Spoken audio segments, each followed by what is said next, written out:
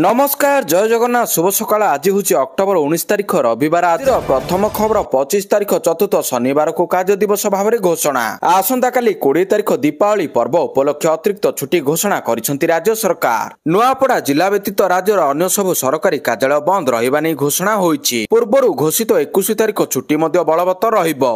मात्र 21 तारिख रे समस्त बैंक और अन्य बैंकिंग संस्था खोला रहिबो।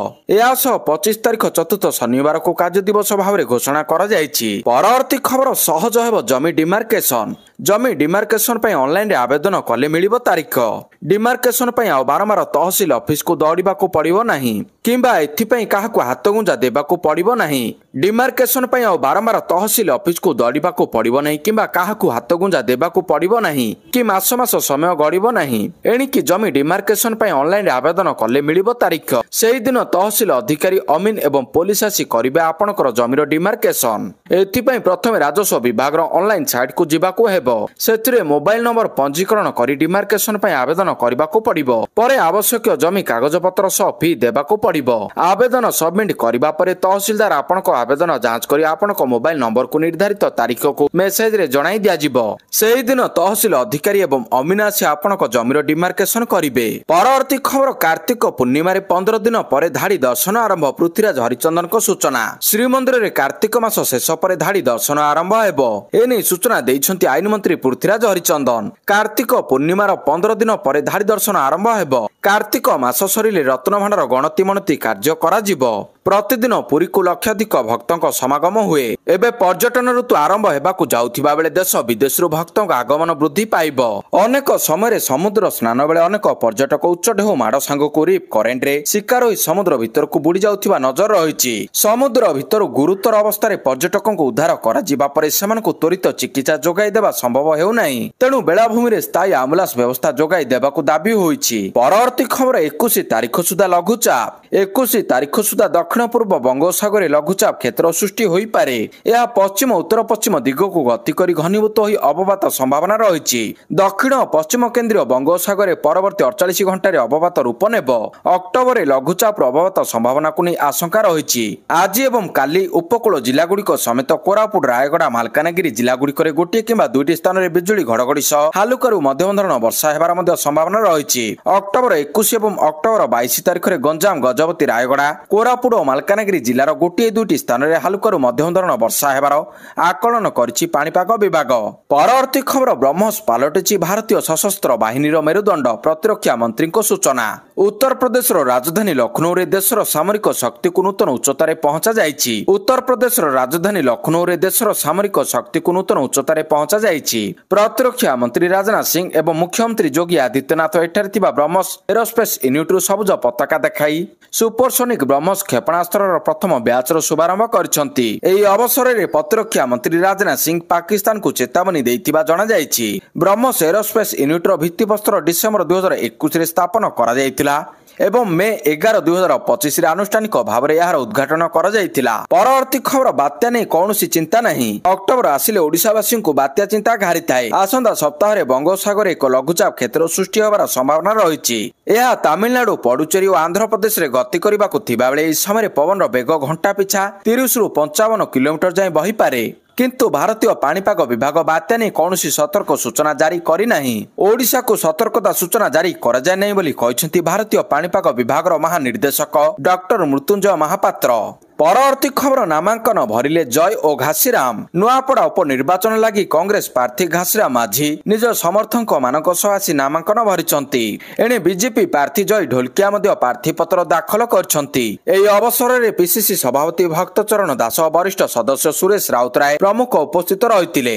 विधायक राजेंद्र ढोलकिया परलोक पर नवेम्बर 11 तारिख में नुआपड़ा विधानसभा आसन पर उपनिर्वाचन हेबो। याहाकु नै बीजेपी बीजेडी और कांग्रेस शिविर चलचंचल हो जाइछि। परवर्ती खबर विदेशी मुद्रा भंडार ह्रास किंतु सुना कला रेकर्ड। सुना एवं आकर्षणीय संपत्ति रे परिणत होइछि। साधारण परिवार ठारू आरंभ करी भारतीय रिजर्व बैंक पर्यंत सबु वर्ग याहाकु महजूद रखिबा उपरे जोर देउछंती। दर वृद्धि पर रिजर्व बैंक रे थिबा सुनार मूल्य प्रथम थर पई $100 बिलियन रु अधिक होइछि। भारतीय मुद्रा रे ताहार मूल्य प्राय 9 लाख कोटी टंका। रिजर्व बैंक तथ्य अनुसार भंडार थिबा सुनार मूल्य $102.365 बिलियन को वृद्धि पाइछि। ଏବଂ ବୈଦେଶିକ ମୁଦ୍ରା ପରିମାଣ $218 କୋଟି ହ୍ରାସ ପାଇ 697.784 କୋଟି ଡଲାରକୁ ଖସି ଆସିଛି।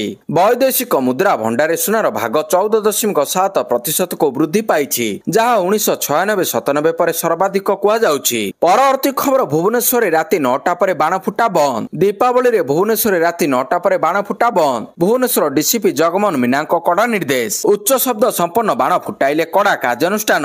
ଗ୍ରୀନ୍ କାର୍କର ଫୁଟାଇବା ପାଇଁ ପୋଲିସର ଅନୁରୋଧ। ମଦ ପିଇ ଗାଡ଼ି ଚଳାଇଲେ ଅଟକି ରହିବେ ଚାଳକ। ଗାଡ଼ିକୁ ଜବତ କରି ନେଇଯିବେ ପିସିଆର ଭ୍ୟାନ୍। ସବୁ ଥାନାରେ ପେଟ୍ରୋଲିଂ ଭ୍ୟାନ୍ ଆଲର୍ଟ ପାଇଁ ନିର୍ଦ୍ଦେଶ ରହିଛି। ବେଆଇନ ବାଣ ବିକିଲେ କଡ଼ା କାର୍ଯ୍ୟାନୁଷ୍ଠାନ କଲେ ଡିସିପି। ପରବର୍ତ୍ତୀ ଖବର ଭାରତୀୟ ସେନାରେ ସାମିଲ ହେଲା 113ଟି ଇଲେକ୍ଟ୍ରିକ ବସ୍। ସବୁଜ ପରିବେଶ ଦିଗରେ ବଡ଼ ପଦକ୍ଷେପ। ଭାରତୀୟ ସେନାରେ ସାମିଲ ହେଲା 113ଟି ଇଲେକ୍ଟ୍ରିକ ବସ୍, ଯାହାକି ସେନାଙ୍କ ପାଇଁ ଏହା ଏକ ବଡ଼ ପଦକ୍ଷେପ। ଭାରତୀୟ ସେନା 17 ଅକ୍ଟୋବର 2025ରେ ଜେବିଏମ୍ ଅଟୋ ଲିମିଟେଡ୍ ସହିତ ଏକ ଚୁକ୍ତି ସ୍ୱାକ୍ଷର କରିଥିଲା, ଯାହାର ମୂଲ୍ୟ 130.58 କୋଟି ଟଙ୍କା ଥିଲା। ଏହା ସେନାର ପ୍ରଥମ ଏପରି କ୍ରୟ ଯାହା ପ୍ରଧାନମନ୍ତ୍ରୀଙ୍କ ଇ ଡ୍ରାଇଭ୍ ପଦକ୍ଷେପ ଅଧୀନରେ ସ୍ୱଚ୍ଛ ଏବଂ ସବୁଜ ପରିବେଶ ଦିଗରେ ଏକ ପ୍ରମୁଖ ପଦକ୍ଷେପ ହେବ। ଏହା ସେନାର ପ୍ରଥମ ଏପରି କ୍ରୟ ଯାହା ପ୍ରଧାନମନ୍ତ୍ରୀଙ୍କ ଇ ଡ୍ରାଇଭ୍ ପଦକ୍ଷେପ ଅଧୀନରେ ସ୍ୱଚ୍ଛ ଏବଂ ସବୁଜ ପରିବେଶ ଦିଗରେ ଏକ ପ୍ରମୁଖ ପଦକ୍ଷେପ।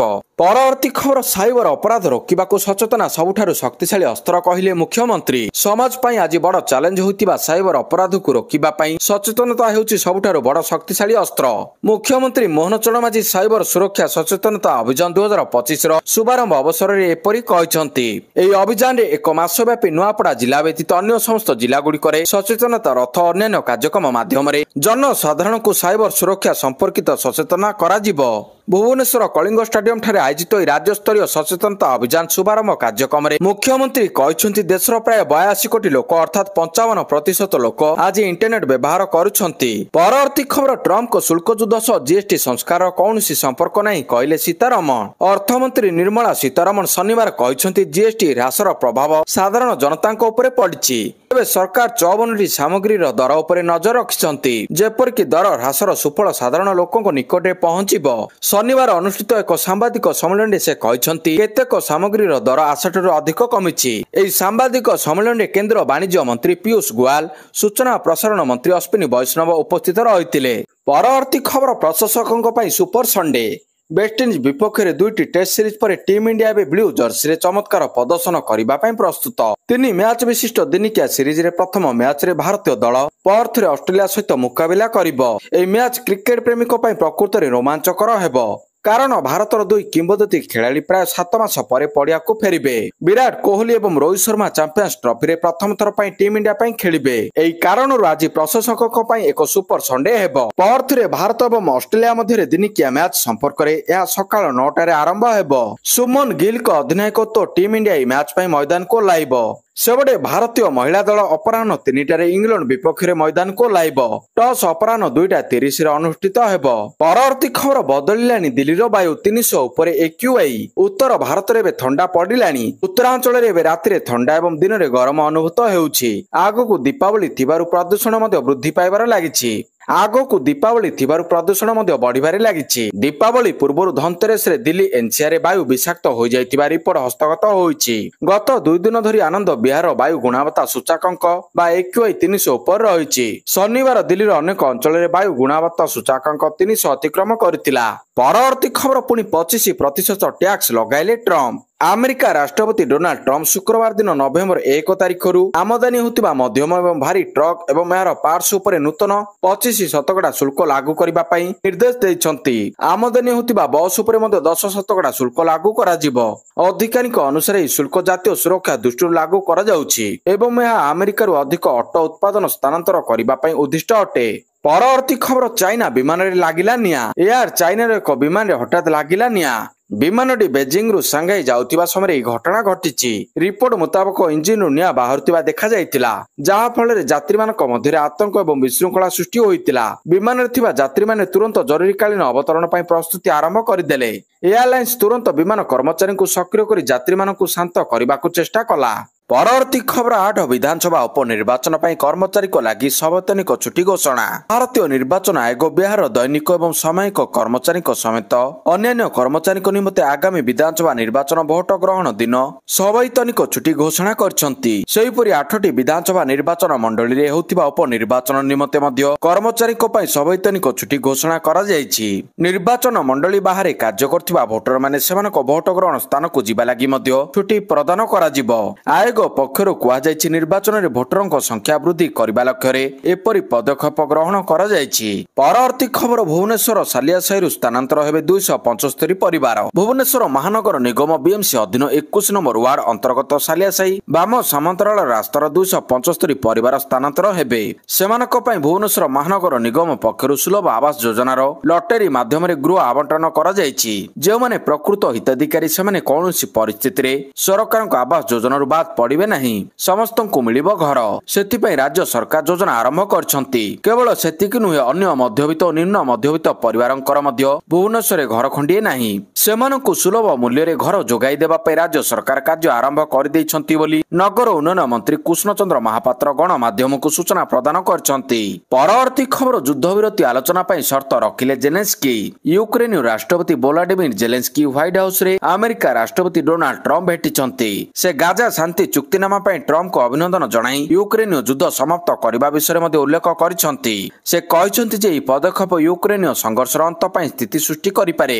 ୟୁକ୍ରେନୀୟ ରାଷ୍ଟ୍ରପତି ଜେଲେନ୍ସ୍କି ହ୍ୱାଇଟ୍ ହାଉସରେ ରାଷ୍ଟ୍ରପତି ଟ୍ରମ୍ପଙ୍କୁ ଭେଟିଲେ। ପରବର୍ତ୍ତୀ ଖବର ଘୋଷଣା ହେଲା ତାରିଖ। ଭାରତ ଚାଇନା ମଧ୍ୟରେ ହେବ ବିମାନ ସେବା। ଭାରତ ଚାଇନା ସମ୍ପର୍କ ସ୍ୱାଭାବିକ କରିବା ସହିତ ଚାଇନା ଇଷ୍ଟର୍ଣ୍ଣ ଏୟାରଲାଇନ୍ସ ନଭେମ୍ବର 9, 2025ରୁ ସାଂଘାଇ ଏବଂ ନୂଆଦିଲ୍ଲୀ ମଧ୍ୟରେ ରାଉଣ୍ଡ ଟ୍ରିପ୍ ବିମାନ ଚଳାଚଳ ଆରମ୍ଭ କରିବାକୁ ପ୍ରସ୍ତୁତ ହେଉଛି। ଏହି ବିମାନ ଗୁଡ଼ିକ ପ୍ରତି ବୁଧବାର, ଶନିବାର ଏବଂ ରବିବାର ଦୁଇ ସହର ମଧ୍ୟରେ ଚଳାଚଳ କରିବ।